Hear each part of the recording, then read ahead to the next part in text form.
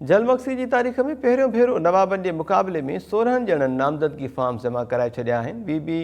PB 11 ते 18 उम्मीदवारनि नामज़दगी forms वसूल कया ऐं 16 उम्मीदवारनि फॉर्म्स जमा कराए छॾिया आहिनि।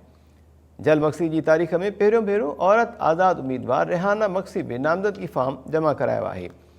बलोचिस्तान अवामी पार्टी जे उम्मीदवार तारिक मक्सी ऐं पीपल्स पार्टी जे सैफुल्लाह मक्सी नामज़दगी फॉर्म जमा कराए छॾियो आहे। पीपल्स पार्टी जे अली हसन आज़ाद उम्मीदवार अब्दुल हमीद लाशारी ऐं PTI जे इमदाद हुसैन लाशारी बि नामज़दगी फॉर्म्स जमा कराया आहिनि। बलोचिस्तान नेशनल पार्टी जे मुर्तज़ा लाशारी ऐं जमात इस्लामी जे अज़ीज़ुल्लाह लाशारी समेत 16 उम्मीदवारनि फॉर्म्स जमा कराया आहिनि।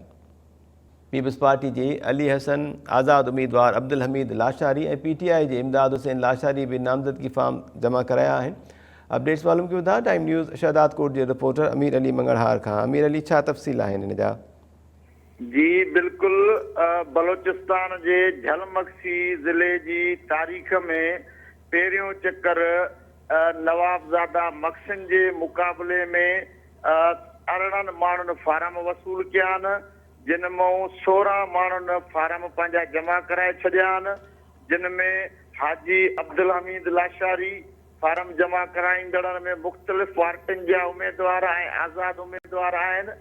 मौलाना अब्दुल मजीद लाशारी, अब्दुल सत्तार लाशारी, मोहम्मद जान लाशारी, बलोचिस्तान नेशनल पार्टी जे मुर्तज़ा लाशारी, सजाद उमरानी, मोहम्मद ज़मान लाशारी, मोहम्मद रफ़ीक मक्सी ऐं मां ॿुधाईंदो हलां त बलोचिस्तान हिकु दूर दराज इलाइक़ो आहे झलमक्सी बलोचिस्तान जो, जिते औरतुनि जे पर्दे ते वॾी बंदिश हूंदी आहे, औरत ॿाहिरि न निकिरंदी आहे। पर उते नवाबज़ादा तारिक मक्सी जेको 2-3 चक्कर MPA थी रहियो आहे PB 11 ते, उन जे मुक़ाबले में मैडम रेहाना मक्सी जेका आज़ाद उम्मीदवार आहे उन बि फार्म भरायो आहे। हिन वक़्तु बि फार्म भराइण जा सिलसिलो जारी आहे, फार्म वठण जो सिलसिलो जारी आहे। Returning officer Fahad Hussain Shah ji office में पिणु माण्हुनि जी रश लॻल आहे, जेके फार्म ख़रीद बि कनि था ऐं फार्म जमा बि कराइनि था। जी अमीर मंगड़हार, महिरबानी अपडेट्स जे लाइ।